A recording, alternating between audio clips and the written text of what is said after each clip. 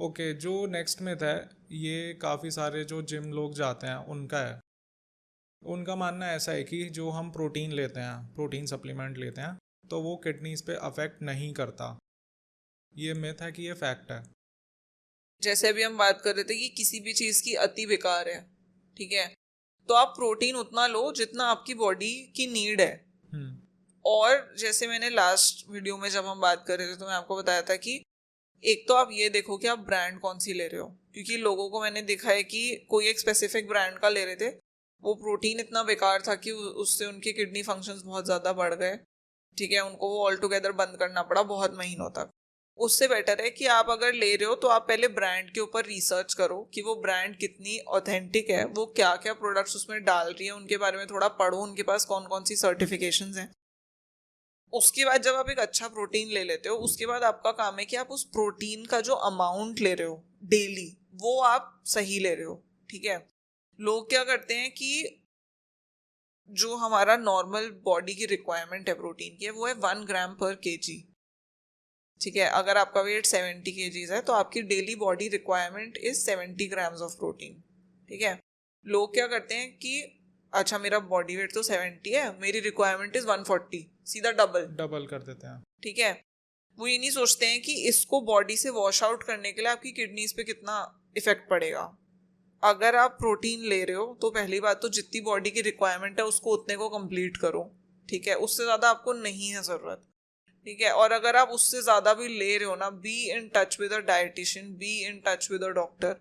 और अगर आप कोई भी प्रोटीन ले रहे हो तो अगर आप उसको नॉर्मल लिमिट्स में ले रहे हो तो वो आपको नहीं हार्म करेगा। बट फिर भी कई बार क्या होता है कि ब्रांड प्रॉमिस बहुत कुछ करती है लेकिन वो एट द एंड खराब निकलता है प्रोटीन। जैसे अभी पीछे एक सर्वे भी हुआ था, उसमें बहुत सारी ब्रांड्स के बारे में पता चला कि बेकार हैं वो ब्रांड्स। तो just to be double sure, even after using a good brand, get yourself regularly checked, be in touch with a doctor। उनसे मतलब आप ऐसे रेगुलर बेसिस पे बस बात ही कर लो कि मैं ले रहा हूँ, तो every 6 months you can get your self tested कि मेरी बॉडी में कुछ मेरे पैरामीटर्स ऊपर नीचे तो नहीं हो रहे हैं, otherwise you good to go. कोई प्रॉब्लम होती नहीं है प्रोटीन सप्लीमेंट लेने में ऐसे। जैसे मैंने भी बहुत लोगों को बोलते हुए सुना है कि प्रोटीन लेंगे तो किडनी खराब हो जाएगी। लिमिट में लो और रेगुलरली चेक कराते रहो, कुछ नहीं होगा। ठीक है, तो कोई स्पेसिफिक प्रोटीन ब्रांड जो आप सजेस्ट करते हो लोगों को कि अगर आप इस ब्रांड का प्रोटीन खाते हो तो ये सेफ है? मतलब डॉक्टर्स क्या रिकमेंड करते हैं?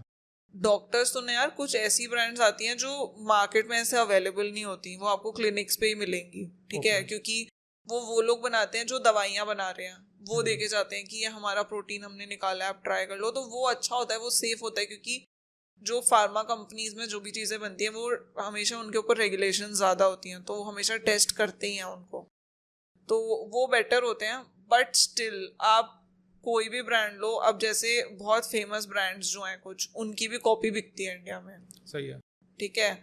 जैसे पीछे आया था कि ऑन की कॉपी बिक रही थी, मेरठ में कोई फैक्ट्री थी, ठीक हम्म। है, तो उसमें आप कैसे पता करोगे? कहने को ऑन बहुत ट्रस्टेड ब्रांड है, बट बेस्ट यही है कि अगर आप कोई भी ब्रांड का सामान मतलब प्रोटीन मंगवा रहे हो स्पेसिफिकली, तो आप उनको डायरेक्ट उनकी वेबसाइट से ऑर्डर करो। जो ओके। ये थर्ड पार्टी जो लोग बेच रहे हैं ना, इनसे मत लो, आप डायरेक्ट उनकी वेबसाइट से ऑर्डर करो। आपको 5 दिन लेट मिलेगा, लेकिन आपको ये श्योरिटी मिलेगी कि ये प्रॉपर उन्हीं की ब्रांड का प्रोडक्ट मैं खा रहा हूँ, मैं एटलीस्ट इसकी कॉपी नहीं खा रहा हूँ। अच्छा, मैंने एक और चीज़ नोटिस करी है कि प्रोटीन लेने से काफ़ी सारे लोगों को ना ब्लोटिंग होती है और डाइजेशन में प्रॉब्लम होती है। तो इस चीज़ का क्या रिलेशन है? यार काफी लोगों को ना सूट नहीं करता है प्रोटीन, ठीक है, और स्पेसिफिकली कुछ ब्रांड्स का नहीं सूट करता है, ठीक है। अगर आपको ऐसा हो रहा है तो सबसे पहले तो आप ब्रांड चेंज करके देखो, हो सकता है उससे आपका इशू रिजॉल्व हो जाए। लेकिन अगर फिर भी आपको हो रहा है तो इट्स बेटर कि आप प्लांट बेस्ड प्रोटीन पे शिफ्ट कर जाओ, ओके। क्योंकि plant based protein is more safe. उसमें वो सिर्फ सीड्स और सोया और पीस वगैरह से बना होता है, तो जो लोगों को कुछ लोगों को जैसे मिल्क प्रोडक्ट से एलर्जीज होती हैं तो हम्म। उससे उनका एग्रेवेट हो जाता है। तो अगर आपको हो रहा है ब्रांड चेंज करने के बाद भी, तो इट्स बेटर कि आप एक बार प्लांट बेस्ड प्रोटीन लेके देखो, उससे नहीं होती फिर ब्लोटिंग। अच्छा, आप मेरे को अब ये बताओ कि जो प्री वर्कआउट सप्लीमेंट्स होते हैं तो वो क्या वर्कआउट से पहले लेना ज़रूरी है?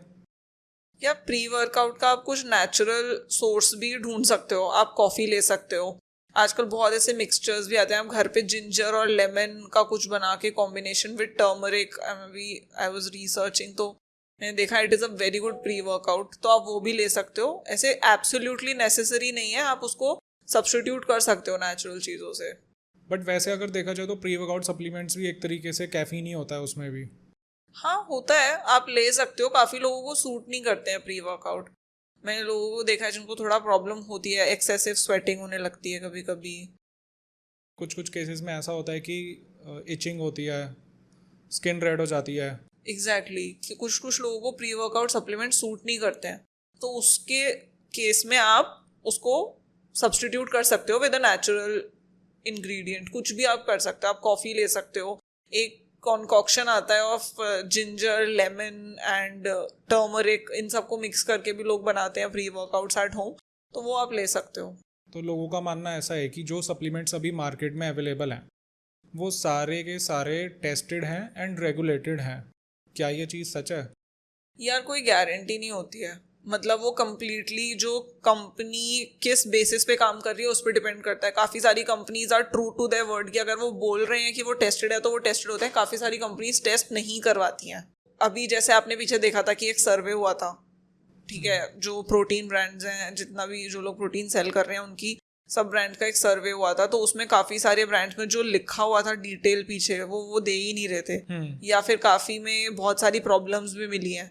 तो इस वजह से इट्स वेरी इंपॉर्टेंट कि आप कोई बहुत ट्रस्टेड ब्रांड लो कि जिसको आप काफ़ी बार यूज़ कर चुके हो, काफ़ी लोगों के रिव्यूज़ अच्छे हैं इस चीज़ को लेकर, एंड बी अपडेटेड कि मार्केट में क्या चल रहा है अच्छा और क्या नहीं चल रहा है। बिकॉज वही है अगेन कि आप कुछ आर्टिफिशियल चीज़ बॉडी में डाल रहे हो, सो जस्ट बी अवेयर। यार अगेन अब जो नेक्स्ट में था ना वो थोड़ा सा ऐसे फिटनेस इंडस्ट्री से रिलेटेड ही है।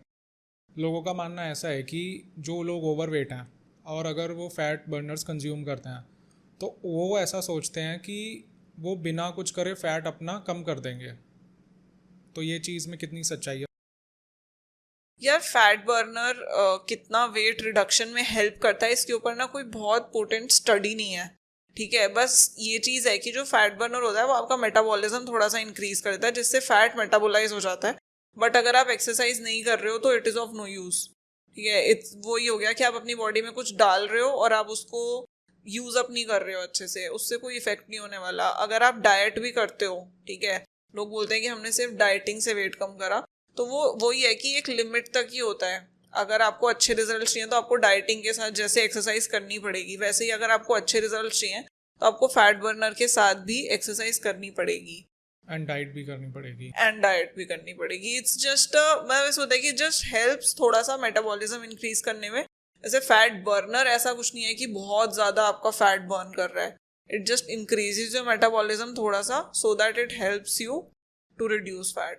ओके तो वो जैसे कुछ एड्स आती हैं टीवी पे, यानी कि वो गिमिक है कि आप घर बैठे बैठे कि कैप्सूल खा लो और अपना वेट घटाए। यार कोई भी ना जो रेप्यूटेड इंसान है ना वो इस चीज़ की ऐड करता नहीं है, ठीक है।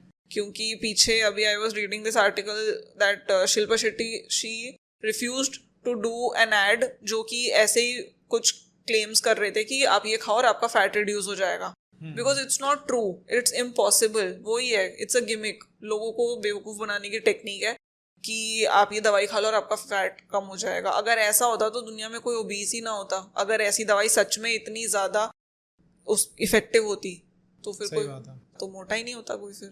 ठीक है, तो यानी कि अगर फैट कम करना है तो मेहनत तो करनी पड़ेगी। हाँ ऑब्वियसली, अब ऐसे सोचो कि आप रोज उठ के आप नहाते हो, ठीक है, क्यों नहाते हो? ताकि आपकी स्किन अच्छी रहे, आपका बॉडी में इन्फेक्शंस ना लगे, तो आपको रोज उठ के एक्सरसाइज भी करनी चाहिए ताकि सही बात। बॉडी के अंदर चीज़ें हेल्दी रहें।